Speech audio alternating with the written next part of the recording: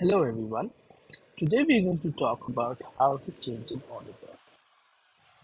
And many a times the auditor may want to resign from the company and not be an auditor, or the company may want to remove the auditor.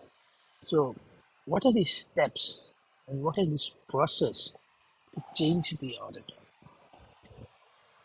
I've written down these steps so that we can go through all these and make sure our documentation is on point and we have got all records with us. The first step is related to resignation of the auditor.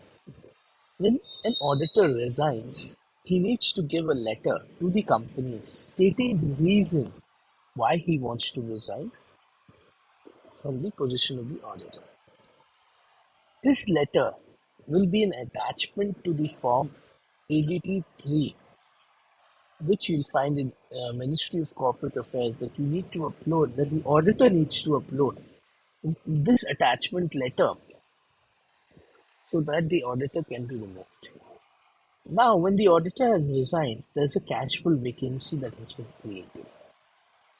Now, the board of directors, on receiving the resignation letter, needs to fill this casual vacancy. So, what they do is they look for an auditor. They ask the new auditors for their consent whether they will be willing to be the auditor of the company. That is point number two.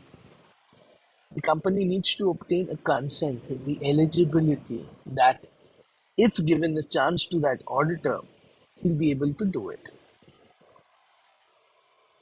Okay. So now, when the company sends a letter to the auditor, to the new auditor will give a consent stating that I have fulfilled all the conditions that is required by the law to the board of directors. Mind it, this is not an appointment. This is just that he's giving a consent that I can be the auditor. I am eligible to be an auditor. Now, when the company receives this consent from the auditor, and only after that they can place it in the board for decision making that yes, we want to appoint this auditor because he is eligible and he's willing to be the auditor. Again, he's willing. He might not accept the audit later on. So, on the board meeting, they'll pass the resolution that we want to appoint this particular auditor as an auditor. And in the board meeting, that is point number four, they'll decide and then they'll intimate the new auditor about the appointment.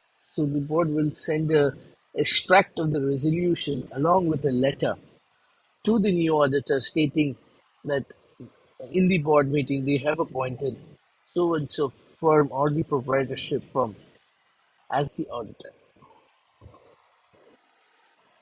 Now, when the auditor has got this letter of appointment, he will write a letter to the ex-auditor requesting for a no objection letter. This is basically a professional ethic that whenever an auditor is accepting a new audit, he should always communicate with the previous auditor to know the information that whether he sorry about that, that if he has received all his payments, why did he leave, or is he having some issues with the company and which may hinder the appointment of this auditor. So the auditor will write a no objection letter, that is point number seven. And based on that letter, the ex auditor will write a letter to the new auditor stating that he has no objection for him to be appointed as the auditor of this company.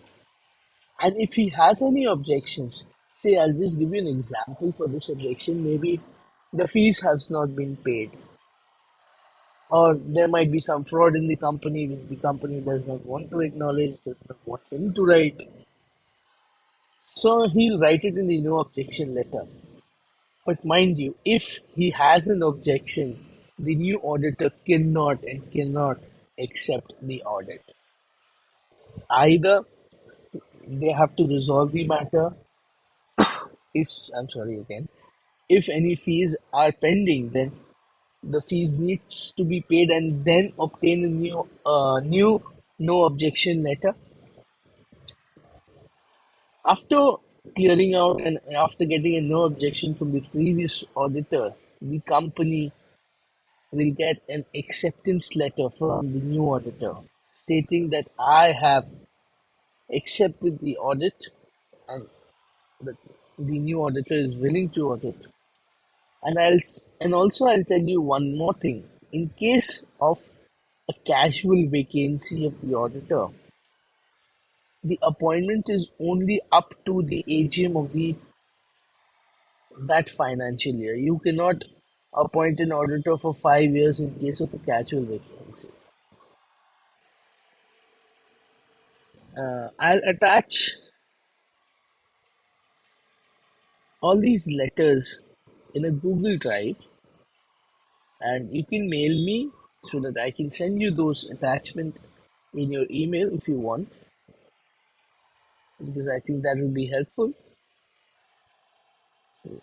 Now that we've come to the end of the video, thank you for watching.